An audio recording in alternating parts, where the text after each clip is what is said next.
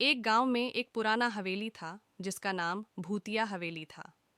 इस हवेली में कई साल पहले एक राजा रहता था जिसकी पत्नी का नाम रानी माधवी था।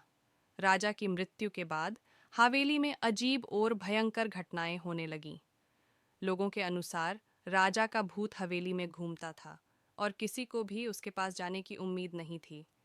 एक दिन एक विद्यार्थी नामक लड़का हवेली के पास से गुजर रहा था। उसने हवेली की ओर देखा और उसके दिल में एक अजीब खौफ सहन किया।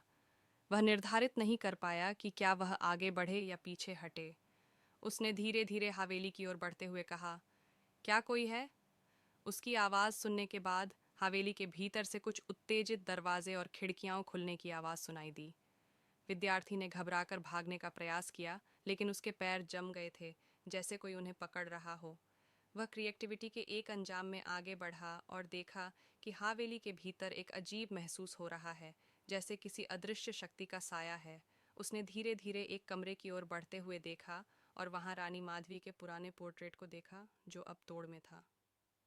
उसके पास एक पुरानी संगीत बॉक्स भी था जो आवाज़ दे रहा था, लेकिन उसमें कोई संगीत नहीं था, बस भीड़ की गुंजाइश थी। विद्यार्थी ने धीरे धीरे उसकी ओर बढ़ते हुए पूछा, क्या कोई है? और उसकी आवाज़ से पास आए कोई नहीं। उसने आवाज़ को फिर से बजाया, कौन है वहाँ? और तभी एक आवाज़ उसके पीछे से आई, तू ही है। विद्यार्थी ने पीछे मुड़कर देखा, लेकिन कुछ नहीं था। उसने फिर से आवाज़ बुलाई, कौन है? और फिर से उसकी आवाज़ सुनाई दी, तू ही है जो मुझे मेरी आज़ादी दिला सकता है। उसने धीरे धीरे पुरानी संगीत बॉक्स की ओर बढ़ते हुए देखा जहाँ से आवाज़ आ रही थी। बॉक्स में एक छोटी सी झरना था जिसमें एक लाल रंग का पत्थर था। विद्यार्थी ने वहां जाकर पत्थर को उठाया और तभी हवेली की सारी आवाज़ें रुक गईं। वह अब हवेली के बाहर था, लेकिन उसका दिल भाग रहा था।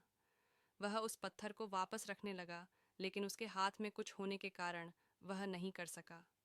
वह तत्काल हवेली से दूर भाग गया और कभी वापस नहीं देखा गया। हवेली में कोई नहीं जाता था और उसे भूतिया हवेली के नाम से जाना जाता था। लोग कहते हैं कि वहाँ अभी भी रानी माधवी का भूत घूमता है और कोई जो हवेली के पास से गुजरता है उसको उसकी आवाज़ सुनाई देती है। लेकिन वह विद्यार्थी ने सिर्फ एक पत्थर ले जाकर उसकी आवाज़ को रोक दिया था।